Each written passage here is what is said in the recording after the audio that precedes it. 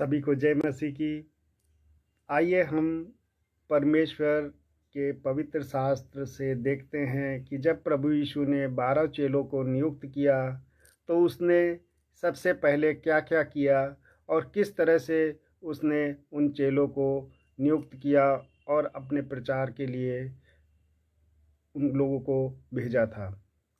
कहते हैं यीशु, अगर हम मरकुस की पुस्तक से देखते हैं तो उसमें दिया हुआ है कि फिर वो पहाड़ पर चढ़ गया, जिन्हें वो चाहता था उन्हें अपने पास बुलाया। अगर इसी दृष्टांत को, इसी बात को अगर हम लूका की पुस्तक से पढ़ते हैं तो उसमें दिया है, उन दिनों में वो पहाड़ पर प्रार्थना करने गया। मरकुस कहता है वो पहाड़ पर चढ़ गया। पहाड़ पर वो चढ़ा तो प्रार्थना की जा करके। परमेश्वर हमको बताना चाहता है कि जब भी हम परमेश्वर के कार्यों के लिए निकले, किसी को चुनने के लिए निकले या किसी का चुनाव करने के लिए निकले, तो उससे पहले हमको प्रार्थना करने की आवश्यकता है। यीशु ने भी वही काम किया और सारी रात प्रार्थना की थी। और यीशु ने दूसरा काम भोर होते हुए ये किया कि उसने अपने चुने हुओं को सबसे पहले बुलाया। लिखा है कि जिन्हें वो चाहता था उन्हें अपने पास बुलाया। लूका की पुस्तक में दिया है कि परमेश्वर से प्रार्थना करने में सारी रात बिताई और जब दिन हुआ तो उसने अपने चेलों को बुलाकर उनमें से 12 को चुन लिया।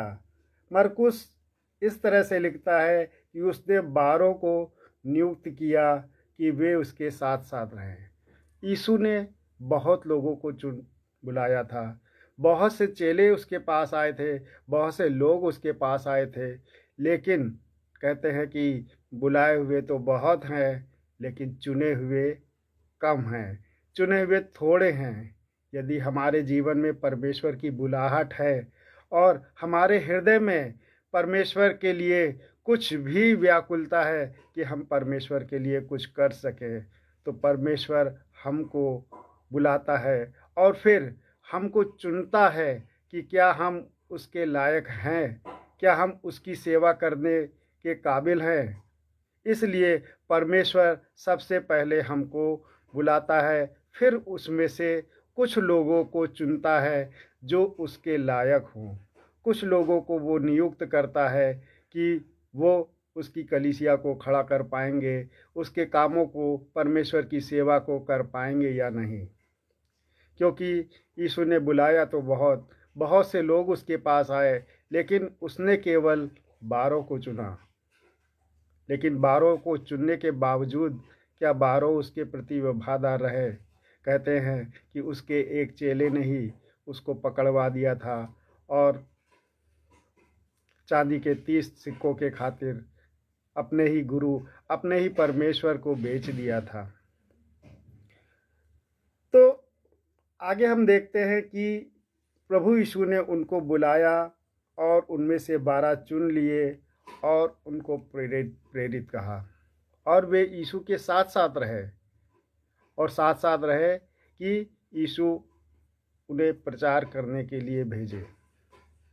इसी तरह से अगर हम प्रेरितों के 18:1 में भी देखते हैं तो पौलुस ने दोनों को पाया, किसको? बरनबास और सिलास को, और उसने उनको परमेश्वर की उपस्थिति में ले जाने के लिए उनको चुना और उनको अपने साथ प्रचार के लिए ले गया।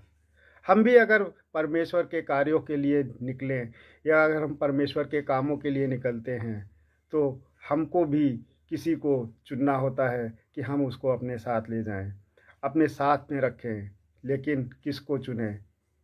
उसके लिए हमको केवल वही काम करना है जो प्रभु यीशु ने किया था, कि सारी रात प्रार्थना में बिताई और फिर बुला करके उसमें से कुछ लोगों को चुना जो उसके मन लायक थे, जिसको परमेश्वर ने तैयार किया था। फिर आगे उसमें लिखा है कि उसके बाद उन लोगों को प्रभु यीशु ने चुनने के बाद में कहते हैं कि शमौन उन प्रेरितों के नाम भी रखे और एक एक करके सभी को अपने पास बुलाया। आज हमको भी आवश्यकता है कि हम किसी भी चीज़ का चुनाव करें या किसी भी क्षेत्र का चुनाव करें या किसी भी व्यक्ति का चुनाव करें, तो हम परमेश्वर से सबसे पहले आवश्यकता है कि उसके साथ उसकी उपस्थिति में बैठें, परमेश्वर से प्रार्थना करें कि परमेश्वर आपने मेरे लिए क्या मार्ग रखा है, आपने मेरे लिए क्या रखा है परमेश्वर, जिसके लिए मैं आपकी सेवा में आगे बढ़ूं। परमेश्वर आपको ज़रूर बताएंगे और उन चुने हुओं को, उन लोगों को प्रभु आपके पास लेकर के आएगा जिसको उसने आपके लिए रखा है। परमेश्वर के कार्य बड़े अद्भुत और आश्चर्य भरे होते हैं। पौलुस ने भी सिलास को जब लेकर के गया तो सिलास के साथ में सिलास ने उसका साथ नहीं छोड़ा और पौलुस जब जेल में भी गया तो सिलास उसके साथ था। बरनबास ने भी पौलुस के साथ में कष्ट तकलीफ उठाई लेकिन पौलुस का साथ नहीं छोड़ा। तो हमको भी ऐसे लोगों का ही चुनाव करना है और अपने साथ में अगर किसी को रखना है तो ऐसे व्यक्ति को ही रखना है जिसको परमेश्वर ने हमारे लिए नियुक्त किया है या परमेश्वर ने हमारे लिए चुना है। क्योंकि हमको अपने दिमाग या बुद्धि से नहीं, परमेश्वर की बुद्धि से और परमेश्वर के दिए गए निर्देश से उसकी द्वारा प्रार्थना करके हमको परमेश्वर दर्शन में ज़रूर दिखाएगा कि हम किसको चुने, किस क्षेत्र को चुने जहाँ पर परमेश्वर हमको यूज कर सके, परमेश्वर के लिए हम उसकी सेवा कर सके, परमेश्वर के कार्यों को कर सके। आज परमेश्वर चाहता है कि वो जिस तरह से कि परमेश्वर पापियों को उद्धार देने के लिए आया, तो हम लोग ऐसे लोगों के पास जा सकें जो आज पापों में पड़े अपने जीवन में पिस रहे हैं, अपने जीवन से निराश हो चुके हैं, उनके अंदर जीने की इच्छा खत्म हो गई है, या कोई ऐसा व्यक्ति जो परमेश्वर को पुकार रहा है और परमेश्वर उसको उद्धार देना चाहते हैं, परमेश्वर उसको छुटकारा देना चाहते हैं। अगर ये हम प्रार्थना करके परमेश्वर की उपस्थिति में बैठ करके जब हम परमेश्वर की सेवा के लिए निकलेंगे, परमेश्वर के कार्यों के लिए निकलेंगे, तो परमेश्वर हमको ज़रूर ऐसे स्थान पर ऐसे लोगों से मिलवाएगा जिनको आवश्यकता है, जो आज परेशानियों में हैं, ऐसे संघर्षों में हैं, ऐसे कर्जों में हैं जिनसे वो नहीं निकल पा रहे हैं और वो किसी का सहारा चाहते हैं, किसी का साथ चाहते हैं, किसी का आश्वासन चाहते हैं, कुछ लोग किसी का कंधा चाहते हैं। क्या पता परमेश्वर हमको ऐसे लोगों को उद्धार देने के लिए उन तक पहुंचा दे।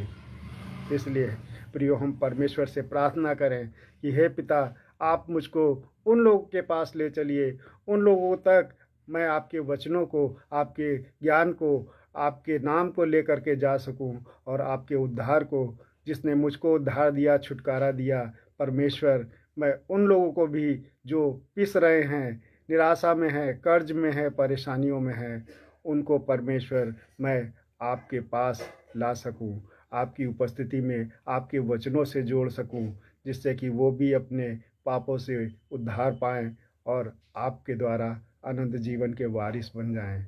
सभी को जय मसीह की।